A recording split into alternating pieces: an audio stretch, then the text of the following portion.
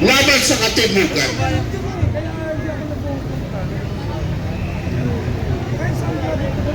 Kailan tumigil ang gera ng mga Pogo laban sa Pogo? Nung si Benhar ay tumakbo sa Senado, sino ang ipinalit kay Benhar kundi isa na naman Rimulya?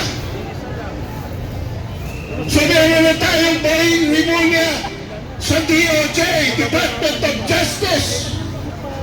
Hawak niya ang Bureau of Immigration, hawak niya ang National Bureau of Investigation, samantalang sa kabila dating hawak ni Benhar Abalos, Philippine National Police under the DILG, na ngayon ay hawak na rin ng isang John Vic Rimulya. Kaya ho, Rimulya at Rimulya, meron na pong kapayataan ng mga Pogo. Meron kulang sa triangulo na sindikato ng Pogo.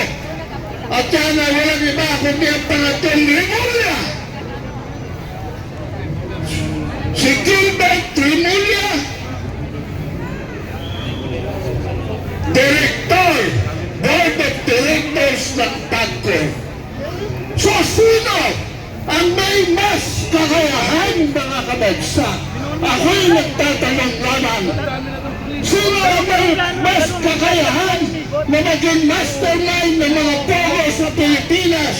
Si Alice Go ba? O ang mga Rimulya Brothers? Kayo ang imbestiga. Salamat. Kaya mga nasa multimedia, imbestigahin niyo yan. I-verify ninyo, i-validate ninyo ang mga kwento dahil yan ay kwento lamang.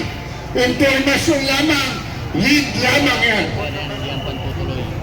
Ang pangatong digmaan sa panghuli ay ang digmaan natin laban sa China, laban sa Vietnam, at ngayon laban sa Malaysia. Dahil pinalawak na po ni Bongbong Marcos ang away sa South China Sea. At yan lamang po ang sinusuportahan ng Amerikano.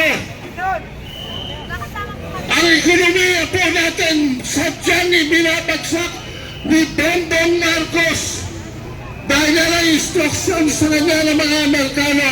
Dahil pagka tayo nagmistula mga lupin, nagmistula mga patay gutom, kaya-kaya nila tayong gulgulin. Pero papayag ba kayo?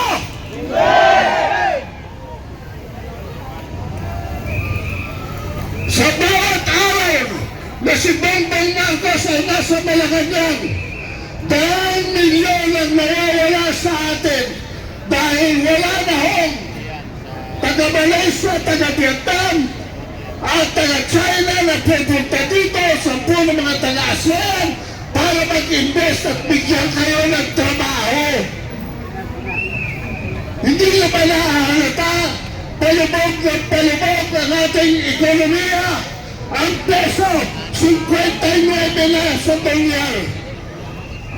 Tapos nagpasok pa sila ng missile system na ngayon ay nakaparada sa lawag. Mr. Marcos, sabi nga, pag binomba ng kaaway natin sino man siya, ang Lawag City, alam ba ng mga kapwa mo Ilocano na ang unang malilitol na mga Pilipino ay ang mga kamag-anak ng ama mo? Kaya kayo mga Ilocano, mag-aisa na rin kayo dahil ipinapain ang inyong buhay ng inyong presidente para pasabugin, pasimano sa lahat sa teritoryo ng Pilipinas. Sa muli, maraming salamat sa inyong lahat. Inaanyayaan ko ngayon makinig sa aking programa ang Maestro alas 3 bukas. At kayo ay kasama ko sa programa niyan. I-report ko ang na-experience ko dito ngayong araw na ito. Maraming salamat po! Mabuhay! Silva Duterte! Duterte! Duterte! Duterte!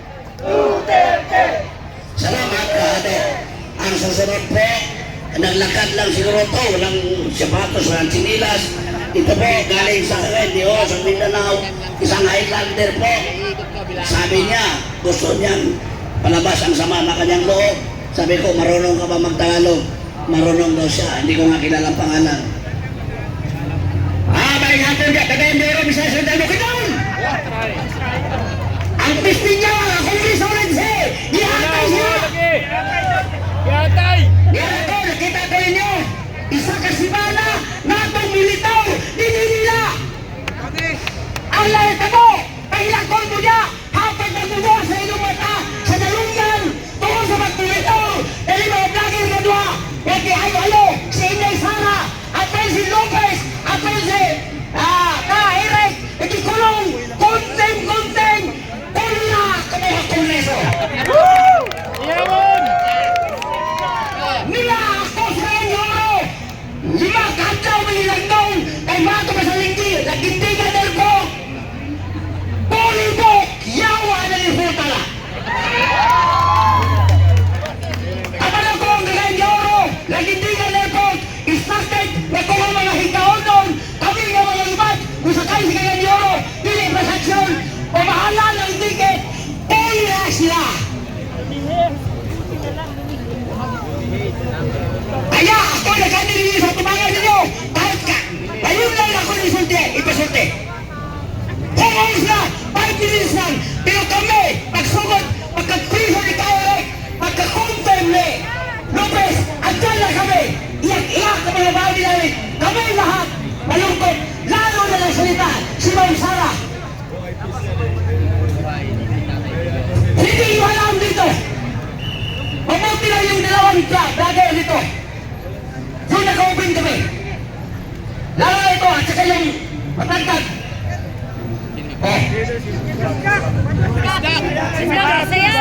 Basta salamat kayo. Yan ako. May Kaitlon, Kamigeng, Agendoro, Misamis Oriental, Higaonon Tribes, Darating Tribes, Manubo Tribes. Lahat tayo. Si Martos, Elisa Nalato, pag-isaaran kita sa Masada, ipasalikan kita. Pagkatapos, Alcancin Mindanao, wala, bubalik. Dito yung isa na po, kahit dinitago, o di kalimtan na nila kita dyan. Oo! Agad! Isa 5 minutes lang, Dahil haman mo, magkasabot ang uban. Hindi nila ulitin, inalawait kasi 5 minutes lang ako. Salamat na kita ko nila karon. Nag-aabot ko yun ko. Bisan sa pag, di ko lang masakyan sa airport. Nag-aabot ko gabi, alas 9 niya. Wala ko ikansan, kaya kami abutan.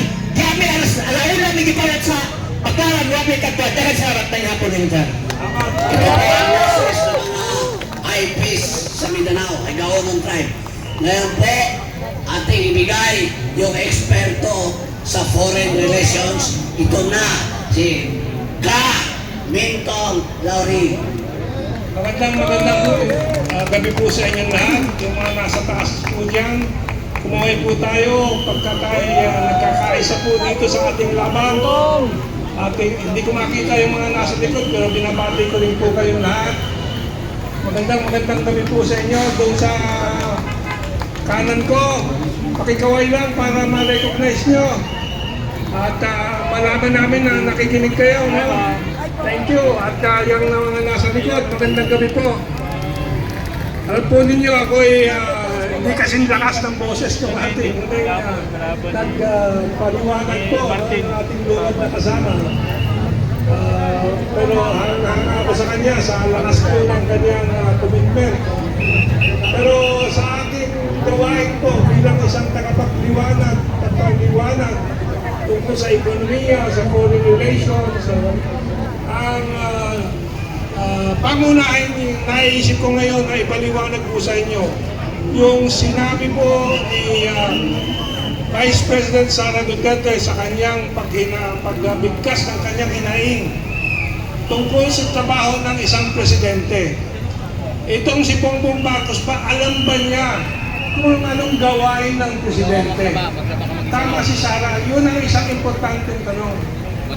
At malinaw po, dahil hindi alam ni Bongbong Marcos yung kanyang trabaho bilang presidente, nandito tayo at tayo'y dumadaing sa napakaraming suliranin ng taong bayan. Ano ang unang suliranin ngayong gabi na aking naranasan? Yung traffic. Anong bagong infrastrukturang proyekto ang nakikita nyo sa paligid ninyo sa buong bansa? Wala! Balikan natin yung panahon ni Presidente Duterte. May tulay sa Makati, yung Estrella Pantaleon Bridge. May tulay sa Binondo, Intramuros Binondo Bridge. May bagong tulay po sa Davao, yung Davao Bucana Bridge, no? Yung ating supply ng tubig sa Metro Manila, baka hindi nyo alam, hindi naman nyo siguro nasusubaybayan lahat ng mga proyektong ito. Pero yung mga yan, sinusubaybayan ko. Alam po ninyo, ang supply ng tubig ng Metro Manila para sa 20 milyong mamamayan ng Metro Manila, nagkukulang-kulang na pag tuwing tag-init. Maraming lugar walang tubig. Pero bago po mangyari talaga na magtuyo at tayo, si Presidente Duterte, katulong ang China, nagtatakbo ng proyekto na tinatawag na Kaliwa Dam. Kaliwa Dam para mag-supply ng karagdagang 6 na milyong litro, 6 na daang milyon, isipin po ninyo, na litro na tubig kada araw sa Metro Manila. So mga proyekto po para maalagaan po ang pangangailangan ng taong bayan, ang gawain po ng isang presidente, yun ang pangunahin. O siyempre, nandiyan din po, pangalawa, mapangbitin ko, yung pagkain ng taong bayan.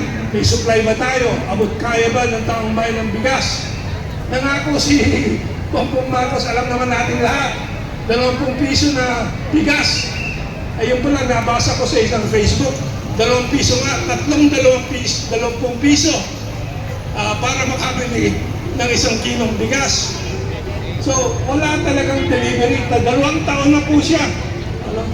Ano pang mga dapat ginagampanan ng isang presidenteng trabaho? Yung pagdadagdag po ng budget para sa edukasyon sa ating lipunan. Alam po ba ninyo, nababawasan ng budget ng ating mga state university and colleges ng halos 2%. 20% po. Imbis na madagdagan ng budget po ng ating edukasyon para sa ating mga kabataan, binabawasan. At saan napupunta yung kanilang binabawas? Eh di kay tambalos-los sa bulsa ng mga buwaya sa Kongreso at Senado. Edukasyon yun, bigas na pag-usapan, irrigation halimbawa. Noong panahon ni Presidente Duterte, ang isang unang ginawa po niya, tinanggal niya yung singil sa irrigation water para ang ating mga kabukiran po ay mas masagana po ang paglago ng mga tanim. Irrigation, alam natin, napaka-basic po yan. Kaya po yung ating production ng bigas po ay naglulumpasay ngayon. Dahil binalik po nitong si Bongbong Marcos ang singil sa irrigation. So, yan ang mga trabaho po ng Presidente na hindi po natin nakikita. Ang nakikita po natin, taon-taon, nagpupunta si Bongbong Marcos sa Singapore at nanonood ng karera ng kotse. Ano tawag doon siya? F1 races. Mas alam pala ninyo sa akin, F1 races. Mga party po sa Malacanang, yan ang mga ginagawa niya.